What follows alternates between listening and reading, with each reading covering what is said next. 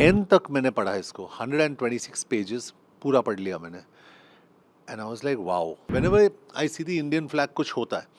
लेकिन फिल्म इसलिए मैंने नहीं करा कि यार ये बंदा क्या करेगा, अभी इस लड़की को वहां से निकालेगा नहीं निकालेगा, कैसे निकालेगा, against all odds. It's a dark horse. जो एक्सपेक्टेशंस है, मेरे हिसाब से एक्सपेक्टेशन से ज़्यादा ऑडियंस को पसंद आएगी। उज़्मा अहमद नाम की एक लड़की है जो दिल्ली की रहने वाली है और मलेशिया गई थी किसी काम के सिलसिले में, और कोई पाकिस्तानी लड़के से उसका इन्वॉल्वमेंट हुआ, फिर कैसे पाकिस्तान गई, फिर पाकिस्तान में कैसे ट्रैप हो गई, ये पूरी स्टोरी है। और कैसे पहुंची इंडियन एम्बेसी इस्लामाबाद में, और डिप्लोमेट जैसा कैरेक्टर कैसे उसको प्रोटेक्ट किया और कैसे वापस हिंदुस्तान लाया गया, ये बैकग्राउंड है पूरा स्टोरी। एक्चुअली मैं ऑफिस गया था, वहाँ पे स्क्रिप्ट पढ़ा था ऑफिस में, तो I saw the diplomat written on it. मैं सच बता रहा हूँ, and I am just speaking organically, कुछ ये कोई प्रिपेयर्ड आंसर नहीं है। और मैं वहाँ गया, मैंने उसको उठाया, पढ़ा मैंने। और यूजुअली क्या होता है हमारे लाइफ में, हम लोग 10 पेजेस पढ़ते हैं, उसके बाद पता होता है, प्रिपेयर्ड होते हैं हम लोग, क्योंकि हर रोज़ मैं एक स्क्रिप्ट पढ़ता हूँ, हर रोज़। एंड आई नो कि 10-20 पेज बाद, अभी स्टार्टिंग अच्छा हुआ है, अभी फिल्म गिरेगा, अभी कुछ होगा स्क्रिप्ट में, अभी कुछ होगा। यहाँ पे 10, 20, 30, 40 कुछ नहीं हुआ। And I was very surprise, क्योंकि एंड तक मैंने पढ़ा इसको, 126 पेजेस पूरा पढ़ लिया मैंने। And I was like wow, ये स्क्रिप्ट वैसे ही पढ़ा था, किसी ने मुझे इन्फॉर्म नहीं किया, ये क्या है, द डिप्लोमैट लिखा है इस पे, literally it started that way. उसके बाद मैंने फ़ोन उठाया अश्विन वर्दे पे, जो इस फिल्म के प्रोड्यूसर भी है, और मैंने अश्विन को कहा कि Ashwin, I'd like to meet you and the director for the diplomat। पहली बार शिवम से मुलाकात हुई, और शिवम, जैसे आपको पता चल गया होगा कि he is a very shy guy, very shy, बहुत कम बोलते हैं, लेकिन उनके आँख में वो, उनको एग्जैक्टली पता होता है कि उनको क्या क्या story. She was sitting in front of me, जो भी बातचीत हुई on the first day, I think we got long really, we understood कि ये फिल्म हमें बनानी है। और कहानी वहाँ से शुरू हुई। तो जो फोर्स के बारे में आप बात कर रहे हो ना, अंदर से जो जुनून है, पहले तो मैं तो ना तो जिंगोइस्टिक हूँ, या I don't scream about the whole thing. मुझे देश से बहुत प्यार है, और वो क्लियरली दिखाई देता है। पता नहीं, lot of people tell me, यार तुम इंडियन फ्लैग को देखते हो, पता नहीं आंखों में पता चल जाता है कि you are seeing the Indian flag.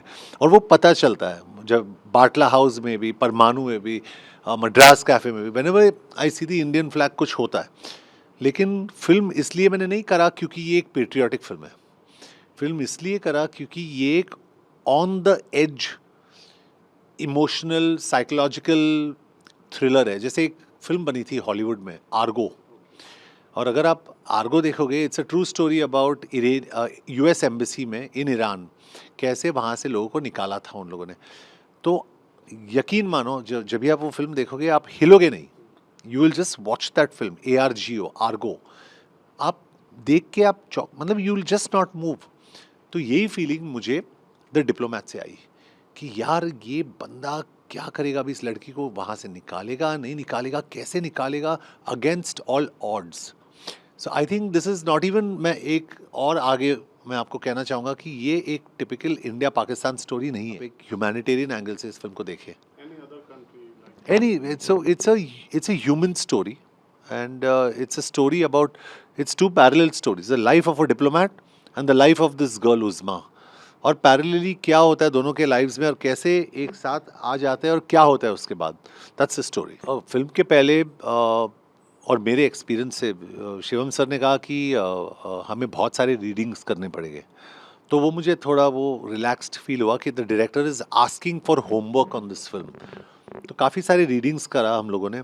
उसके बाद मुझे एक कोच दिया गया था, सौरभ, जो एनिमल में भी जो थे सौरभ। तो Saurabh Sachdev came to coach me on the diplomat. कि मेरे हिसाब से मेरी बात शिवम सर से हुई, इस कैरेक्टर को यहाँ तक पिच करेंगे, ऐसे पिच करेंगे, और यहाँ से हम लोग आगे जाएंगे, ये सब। तो मतलब 2 हफ्ते के लिए I think I was sitting with Saurabh. उसके बाद वापस आ गए हम लोग रीडिंग पे, क्योंकि जैसे मेरा वो चल रहा था कोचिंग, वैसे ही दूसरे कैरेक्टर्स का भी चल रहा था। फिर वापस आ गए हम लोग रीडिंग पे. Then we read again. तो when we went on set, जब भी हम लोग सेट पे फाइनली गए, तो शिवम को सिर्फ ब्रीफ देना था कि ये तुम्हारा पोजीशन, ये ऐसे खड़े हो जाओ, ये ऐसे ऐसे, क्योंकि we had already done our homework and we had come. और मेरे हिसाब से जब भी हम लोग वैसे करते हैं ना, द फिल्म बेनिफिट्स, ऑडियंस को पता चल जाता है कि यार ये. और सबसे बड़ा कॉम्प्लीमेंट मुझे सादिया से मिला. Sadia plays Uzma in this film. She saying मुझे एक सेकंड के लिए भी जॉन इब्राहिम दिखा नहीं, मुझे सिर्फ जेपी सिंह दिखा. And for me that's the biggest compliment you can receive, और credit goes to my director. जी, अगर ऑडियंस को इस जॉनर में इंटरेस्ट है तो आप देखने जाइए. अगर इंटरेस्ट नहीं भी है, मेरे हिसाब से वेरी ऑनेस्टली हम लोग फिल्म्स बनाते हैं, और मैं पॉलिटिकली ज़्यादातर मीडिया को भी पता है और सबको पता है मैं पॉलिटिकली कभी करेक्ट नहीं हूँ. जो भी है माइंड के अंदर मैं बोल देता हूँ. अगर फिल्म इतनी अच्छी नहीं है मैं बोल देता हूँ. But this is a very very special film. और जैसे परमाणु के लिए एक भी दिन हमने मार्केटिंग नहीं करा. इसके लिए तो कुछ कर रहे हैं हम लोग, we are doing some marketing for this. आपसे बात कर रहे हैं हम लोग.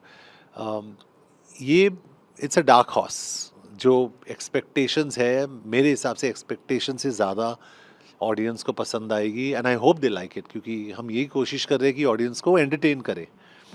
डॉक्यूमेंट्री नहीं बना रहे, एंटरटेनिंग फिल्म होनी चाहिए, शुड होल्ड यू. और बहुत ही इमोशनल फिल्म है. एंड में you will feel the emotion.